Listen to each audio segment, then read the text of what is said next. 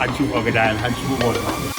انا جبت الجوردن 1 ترافيس كات لو بالريتيل برايس من مول دبي.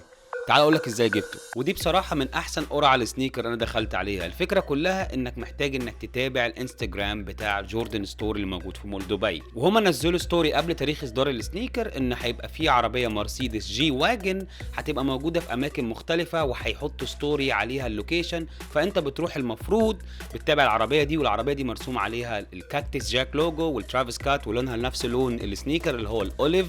فالفكره كانت حلوه جدا. وبتروح للمكان اللي حاطينه على الستوري وبتعمل QR كود، بعد كده بيطلع لك كود، والكود ده انت بتحاول تحطه في الويب سايت، وانت كده بتكون دخلت القرعه بتاعه السنيكر ده. الفكره دي عجباني جدا لان مش هيكون فيها غش، والباتس بتاعه الكمبيوتر اللي دايما بتاخد كل السنيكرز وما تعرفش تجيبها بطريقه يعني يدويه انك تخش على التليفون وتجيبها، مش هتقدر تعمل اي حاجه في الموضوع ده، لانك انت محتاج تنزل شخصيا تصور الQR كود وتبعت وتبص على العربيه والكلام ده كله. فانت محطوط في نفس الموضوع ده. ولو انت عاوز تجيب اي جوردن بكميه محدوده تقدر تجيبه من الامارات بدبي مول، هتلاقي الجوردن ستور موجود هناك. بريد 11 والبريد 1، وده الاوت سول بتاعهم حلوين قوي. وانت لو عندك على فكره حد موجود في الامارات، يعني انت لو في مصر مثلا، انت لو في الكويت، في السعوديه، في اي حته، انت ممكن تخلي صاحبك او حد من قرايبك خش القرعات ديت. انت محتاج انك تتابع وتقول له تروح المكان الفلاني والمكان ده، وان هو ممكن يجيب لك السنيكر ويبعته لك. فانت مش محتاج تكون في البلد دي على فكره، بس كل اللي محتاج تعمله انك تشترك في الانستجرام بتاعهم وتتابع التعليمات قبل ما ينزل الاصدار، علشان تكون من اول الناس اللي هي تخش في القرعه. Thank you so much. See good boxes here, huh? شوز. انت ناسي اهم حاجه.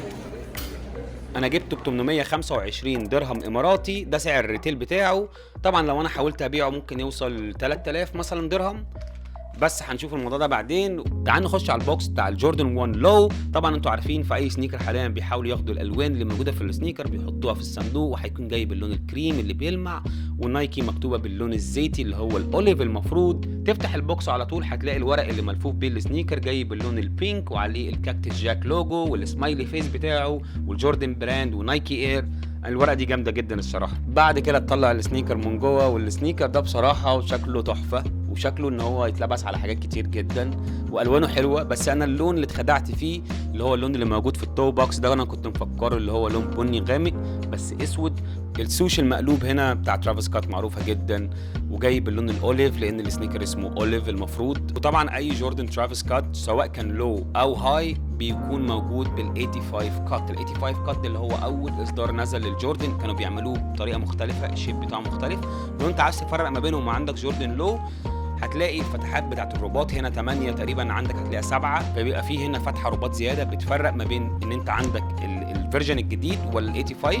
وفي نفس الوقت السوش او النايكي من هنا هتلاقيها تخينه وعريضه من الحته ديت، فدي طبعا حاجه بتفرق. والشيب من قدام من التو بوكس هتلاقيه ملفوف بطريقه، التاني هتلاقيه رفيع شويه بس ده عريض شويه عامل زي الدنك بلسان السنيكر. وهتلاقي النايكي اير موجوده باللون الاحمر، والكاكتس جاك دايما بشوفها باللون الاحمر في اي اصدارات ترافيس كات جوردن 1، بس هنا موجوده باللون الزيتي. وده تقريبا حاجات كده تبين ان هو ده ممكن يكون اخر اصدار. المات جارد بتاعت السنيكر هتكون جايه بالسموث ليذر اللون الابيض، وفي النص اللون الاسود، ومن الجنب برده باللون الاسود، والسوش موجود باللون الزيتي زي ما انت شايف.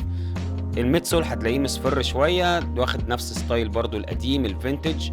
والاوت سول هتلاقيه جاي كله باللون الزيتي، وده الاوت سول بتاع الجوردن 1. بالنسبه للرباط اللي جاي مربوط فيه موجود باللون الابيض، واللي هو واكس ليسز اصلا، فمختلفه جدا عن الليسز العاديه، ملمسها مختلف ولونها مختلف لان محطوط عليها الشمع. طبعا مدينك 3 رباط زياده باللون الاحمر والزيتي والاسود، طبعا عشان هو كولابوريشن مع ترافيس كات حاطين الجوردن لوجو، وفي الناحيه الثانيه السمايلي فيس بتاع ترافيس كات. وده الانسول اللي جاي مع السنيكر، ومرسوم فيه حاجات كتير جدا، الكاكتس جاك والنايكي اير ورقم 23 اللي هو المفروض رقم جوردن. وهنا هتلاقي الكاكتس جاك موجوده باللون الاسود بس مش ظاهره قوي، لازم تركز عشان تشوفها. دايما النايكي سوس في معظم الجوردن بيجي بالجلد الصناعي، بس هنا جاي بالنوبك، الجلد النوبك وجلد طبيعي. السنيكر بصراحه جاي بكواليتي جامده جدا. اي اصدار لترافيس كات بينزل معاه اللون البامبي الرباط، بس ده نسائي، المفروض اصدار نسائي مش جاي معاه اللون البامبي، غريبه جدا.